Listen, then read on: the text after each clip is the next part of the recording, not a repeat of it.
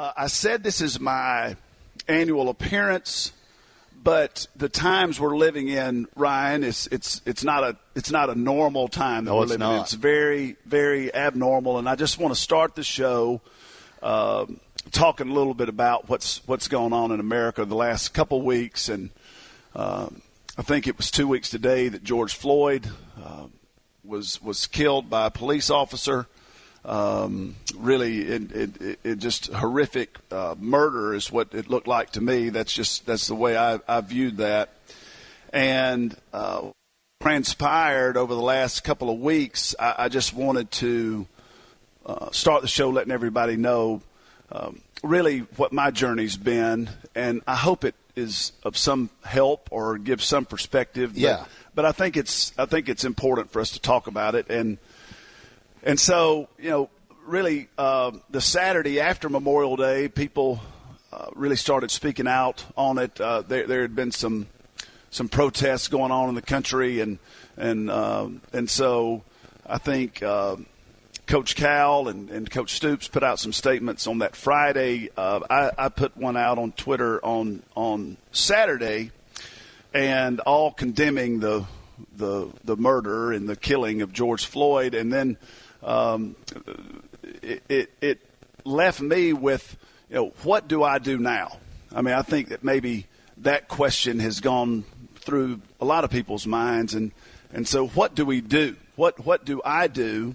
And so the first thing that was important to me, because of the relationships that I have with African Americans, people of color, 13 out of our 15 players on the roster for 2021 are either African American or a person of color.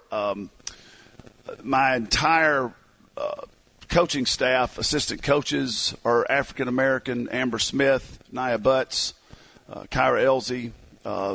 These are family members to me. I mean, Kyra and Nia and I have known each other since they were freshmen in college.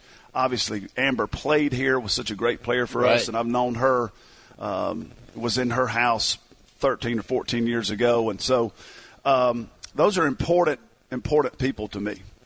And so I just wanted to try to figure out what can I do. And so called all the players, or reached out, called, text the players on that Sunday, and had some conversations there, reached out to the assistant coaches, and we talked. And I think my first reaction was I wanted to prove that racism is sort of isolated, and it's not active, and it's not happening all around us, because I think from a defensive spot as a white man, I don't want it to be true.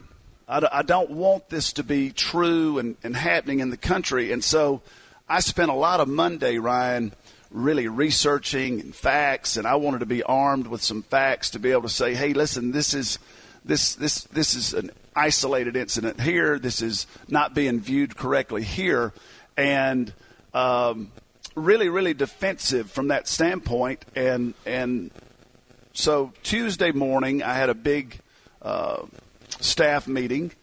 And so when I got on the Zoom call with all of our staff, and you could just look into the faces, and particularly our African-American staff members, I just saw it was not going to be a normal call. And so we opened it up.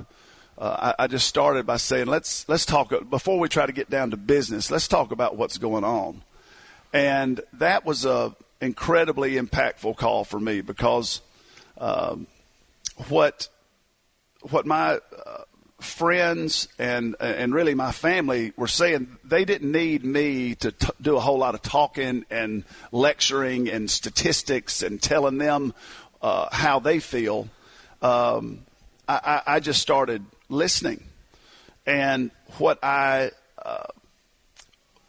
think I realized in that, Ryan, is that I have been surrounded by, for the last 25 years in coaching, I've been surrounded by a lot of athletic success and achievement, and probably more so than a lot of normal people in everyday life, I've just seen African Americans succeed and not only athletics but also education. And so I think that made me want to believe that I needed to tell everybody that everything is equal and you're fine and everything's going to be okay, and say, look at this achievement over here.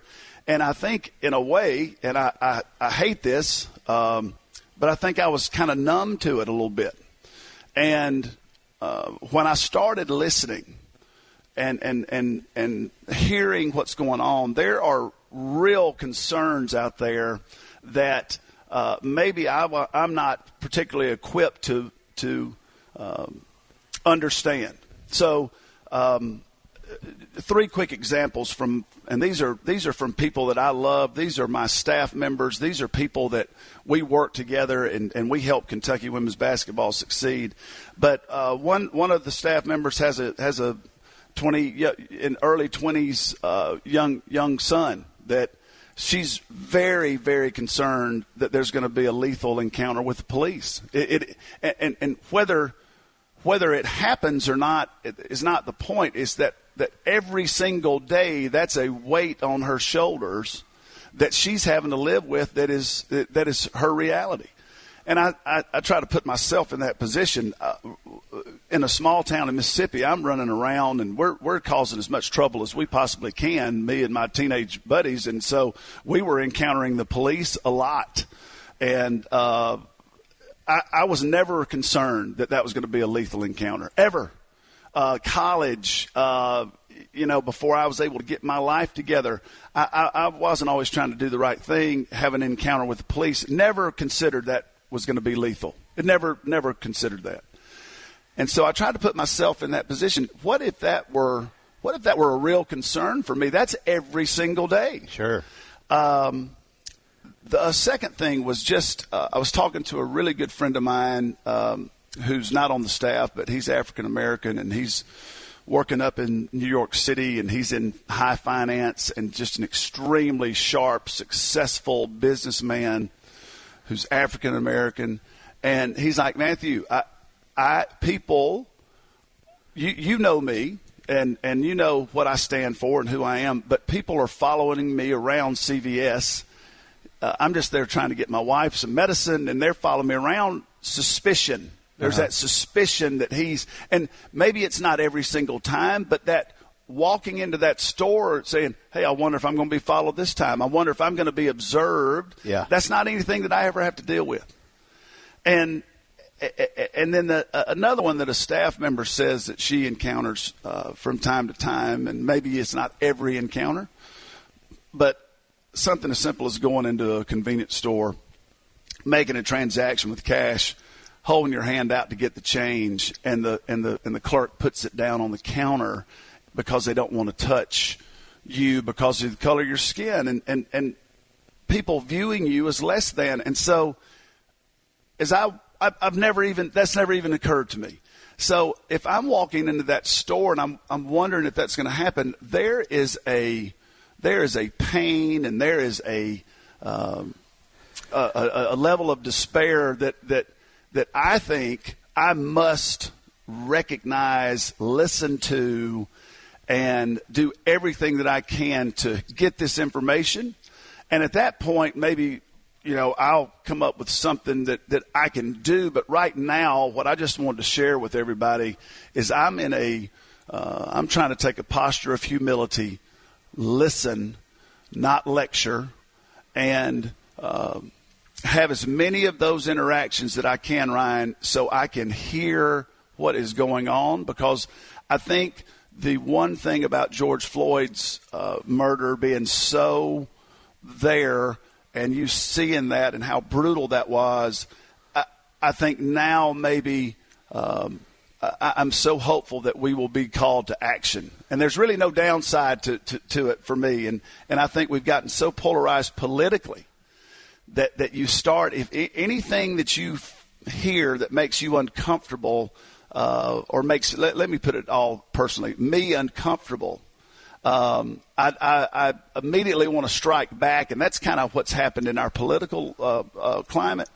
And so right now I'm trying to view this. This is not a political situation. This is a moral situation, and I want to come down on the side of the right thing. And the right thing is for us to really look at racism in this country in a deep way and not dismiss it. And that's what I want to encourage everybody that can hear my voice today to really take a hard look at that. And listen, I'm not telling anybody what they have to believe, but I just want to mention this before you and I talk. Even if you don't believe in Christianity, or you don't believe in Buddhism or Islam or anything, there's leaders in these groups that you can look to as an example. And coaches are leaders too. Yeah, and so my example, and I'm not telling any listener what to believe, but is the life of Jesus Christ and what did he come here to do? And he over and over talked about love. He over and over tried to talk about treating other people the way that we should treat, love God, love people. He constantly ministered to people on the margins and people that were looked down on in society. And the ultimate example of humility is that if you believe that he was God and he came here to become human, I just think from a leadership perspective, those are some good ideas for me to listen to and to correctly posture myself to be part of a positive change during this time. And I am not holding myself up as some major leader that can make some major difference, but I don't think it's going to be just one person. I think it's going to be all of us examining our conscience, examining our attitudes, and listening right now. And I just want to encourage myself and anyone else out there to think about that as we move through these incredibly difficult times. Yeah. Well, like I said, your young players on your team, young black women, are going to look up to you and Kyra and Naya and Amber a lot of time for some answers.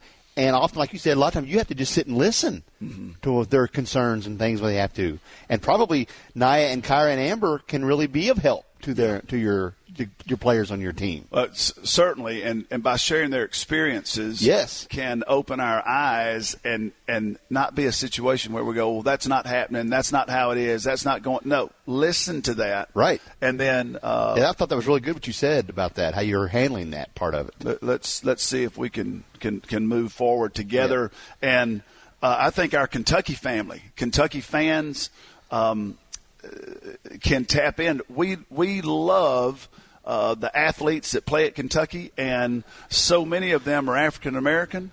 And I think when you personalize it and you understand that these are people we love and care about, anybody we love and care about, we need to listen to, and hear what's going on. So. I just wanted to start the show out. Good job. Good words. Sharing some of my thoughts. Good words. All right.